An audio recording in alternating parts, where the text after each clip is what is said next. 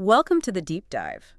Today, we're unpacking some crucial tips to sleep better and wake up full of energy. Yeah, it's a topic everyone struggles with at some point. Exactly. Let's be honest. Who hasn't wrestled with a restless night, staring at the ceiling, just, yearning for that magical morning jolt? We all want that feeling. Yeah. Waking up refreshed, vibrant, ready to go. But getting there? Well, the path to great sleep often feels cluttered with myths and, frankly, bad advice. Right. A lot of misinformation out there. So that's why we've done this deep dive. We've looked at a whole stack of sources, scientific research, medical studies, even practical guides. We're aiming to bring you the real, actionable insights. Our mission today is pretty clear. Cut through that noise. Find the solid, agreed-upon wisdom. And also highlight some of those unique facts. The things that give you a deeper, expert-level understanding. Yeah, we want to distill it all down into practical knowledge you can use every day. Exactly. And we'll wrap it up with 5 essential tips you can implement right away to really transform your nights and, well, your days too. Okay, let's unpack this then. Before we get to the how, let's really understand the why. Why is sleep so incredibly vital? What's actually happening when we close our eyes? Our sources frame it as like a foundational pillar for our whole being. It's truly amazing what our bodies and minds accomplish when we think we're, just switched off. Sleep is far from passive. Right, not passive at all. It's an incredibly active, complex process. Absolutely crucial for the body's self-repair, mental clarity, even creativity. Wow. And without it? Well, the risks are significant. Our sources point to sleep deprivation being a factor in major incidents, like Chernobyl. Oh, really? Yeah, human error due to fatigue. And even the Challenger disaster, where decision-making might have been compromised by lack of rest. That's serious. And on a personal level. On a daily basis, not getting enough quality sleep leads to a sharp drop in cognitive functions.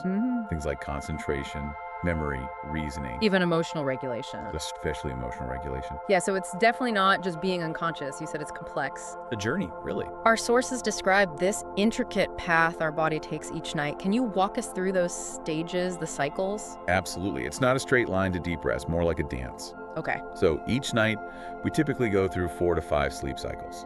Each one lasts about 90 minutes. 90 minutes per cycle. Got it. It starts with that initial phase, falling asleep. Some Yeah. call it endormissement.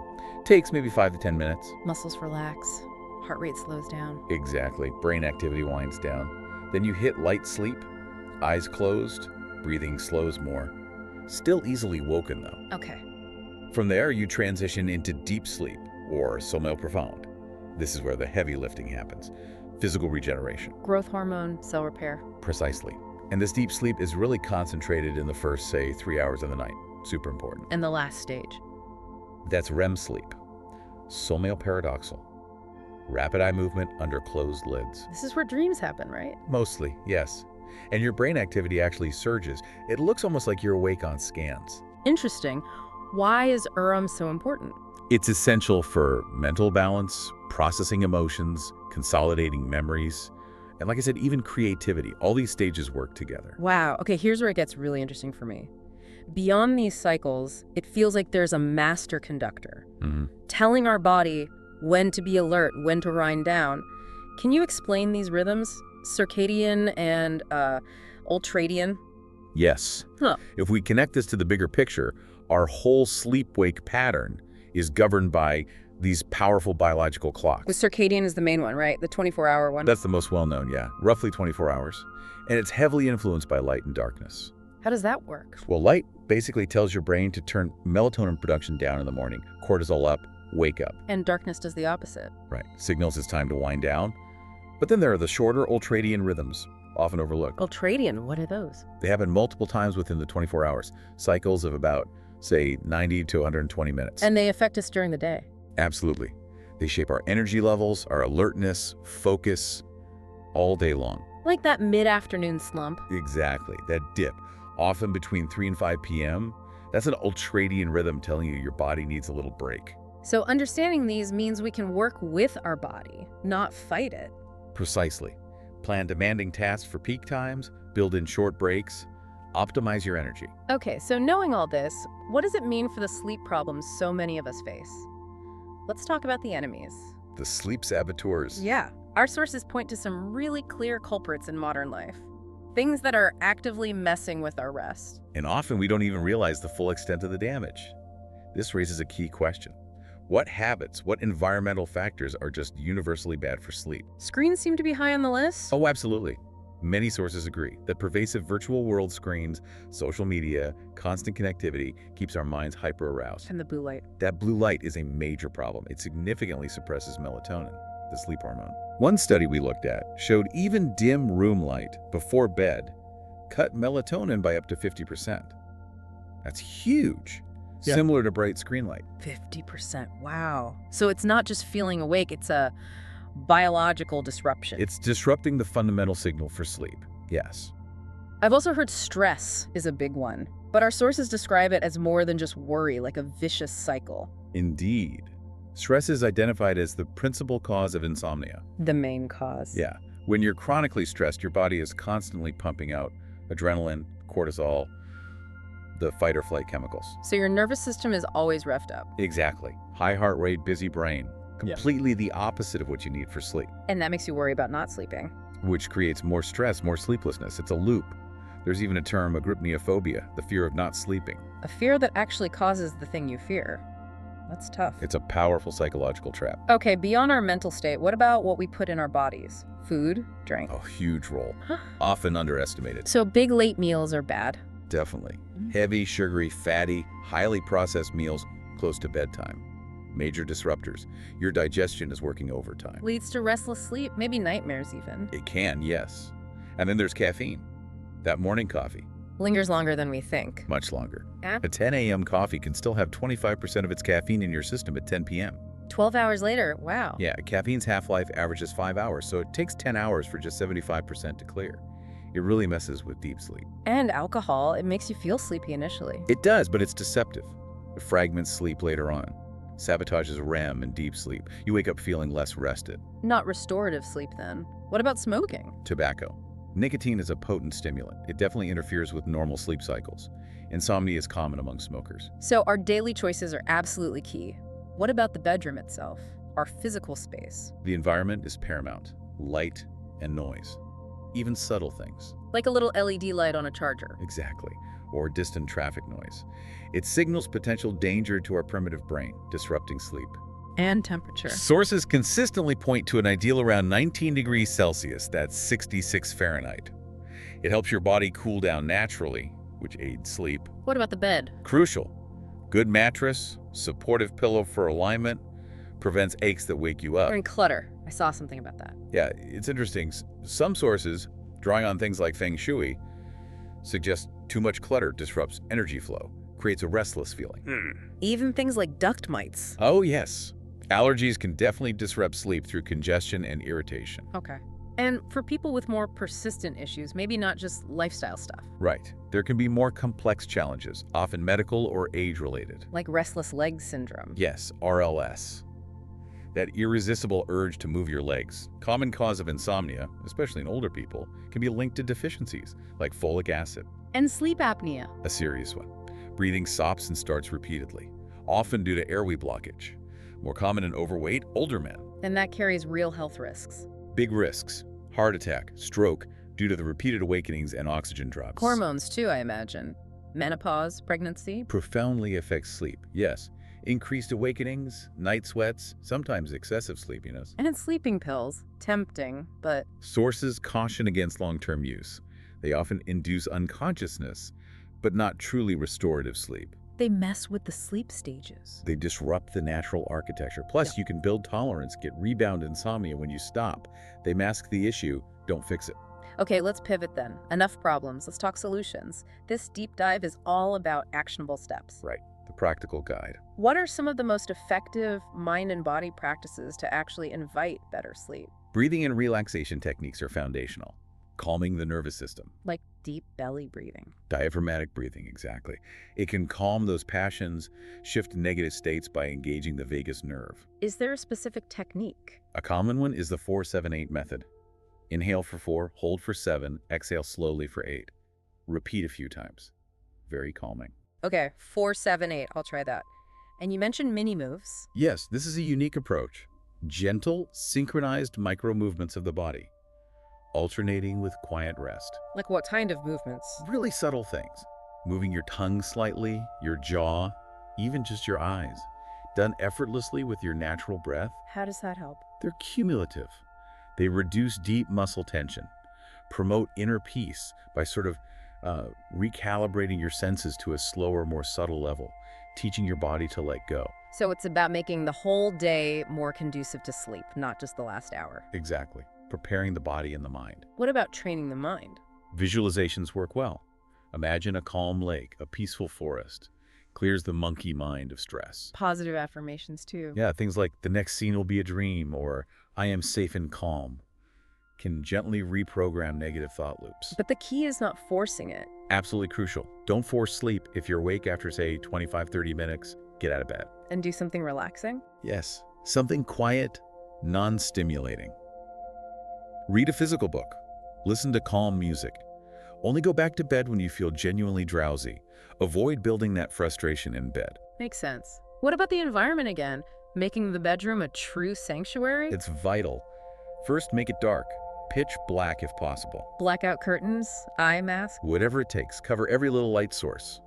And quiet, earplugs if needed. Maintain that cool temperature, 19 Celsius, 66 Fahrenheit. Right. And use light strategically throughout the day. Morning light is key. Yes, morning light, especially an outdoor walk before 10 a.m., powerfully resets your biological clock. Boosts daytime alertness, helps you sleep better later. And avoid evening light. Especially blue light from screens. It delays sleep onset. Some sources even suggest luminotherapy. Light therapy. Specific light boxes, around 5,000 lux, for maybe 30 minutes in the evening, between 8 and 9 p.m., to help shift your sleep pattern earlier if needed. Interesting. Okay, and dining for dreaming. How can food be an ally? Nourishing your body wisely is powerful. Mm. Focus on foods rich in tryptophan. That's the precursor to melatonin, right? Found in. Cereals, poultry, cherries are good sources. Also magnesium, leafy greens, nuts, seeds, and calcium dairy, legumes. They help relax muscles and nerves. And timing. Light dinner. Like dinner, yes. Ideally 3-4 hours before bed. Let's digestion mostly finish. Limit liquids at night. To avoid bathroom trips, yes.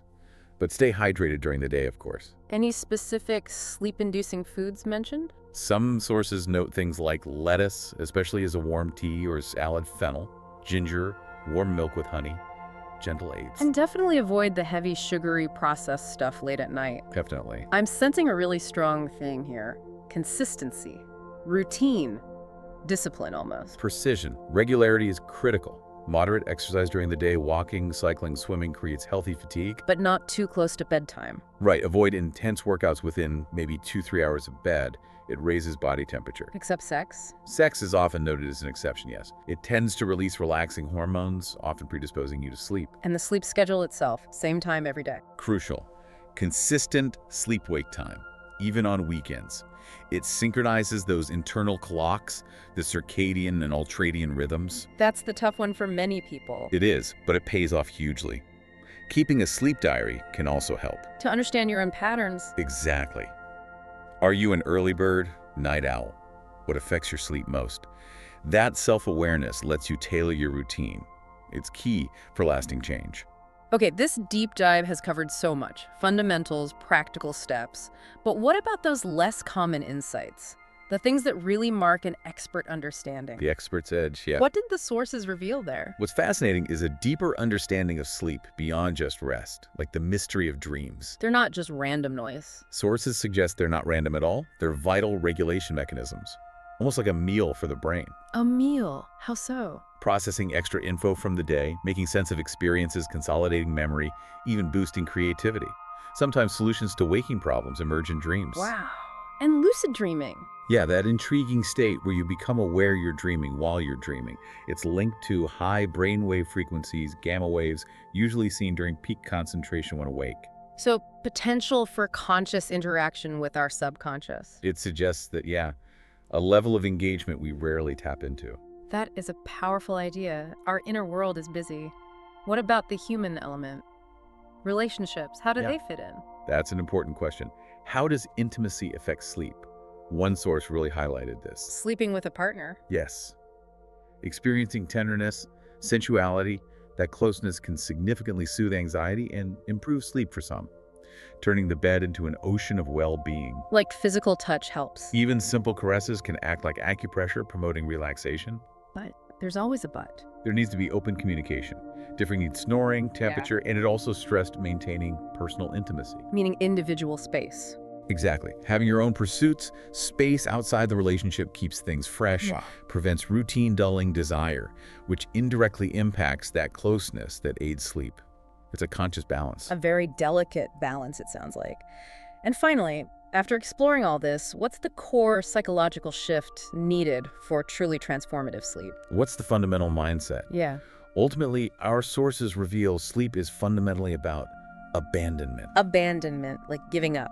Not giving up, but letting go of control of the day's anxieties. It's not about trying to sleep that creates tension. It's about allowing it. Exactly.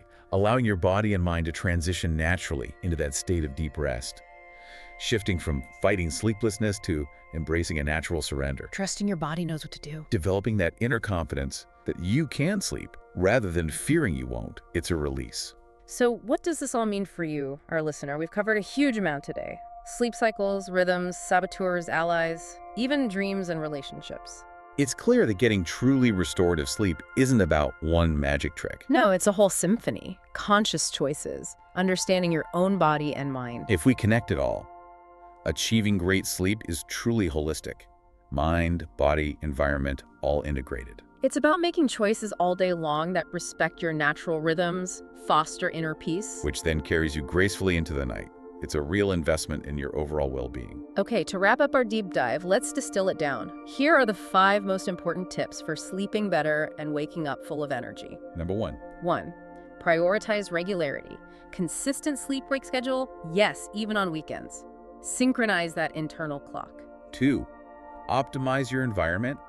Make that bedroom pitch dark, profoundly quiet, cool around 19 Celsius or 66 Fahrenheit, and totally free of digital distractions and clutter. 3. Mind your diet and habits. Light dinners hours before bed, limit nighttime liquids, and be really mindful of caffeine's long reach and alcohol's disruptive effects. 4. Embrace relaxation and movement. Regular, moderate exercise during the day. And practice calming breathing like 4-7-8 or those subtle mini moves to ease tension before bed. And 5. Cultivate mental surrender. Let go of trying to force sleep. Use visualization, positive affirmations, and view sleep as a natural process of abandonment and trust. Excellent summary. Yeah. And maybe a final thought for you to ponder on. Okay. Consider that every single night, as your conscious mind steps back, your dreams are actively working. Not just processing memories, but maybe unlocking creative solutions, offering deep insights, performing vital psychological housekeeping. So don't just dismiss dreams. Perhaps the secret to a more energetic, vibrant waking life lies in consciously valuing, maybe even engaging with, the mysteries of your dreaming self, not just your awake identity.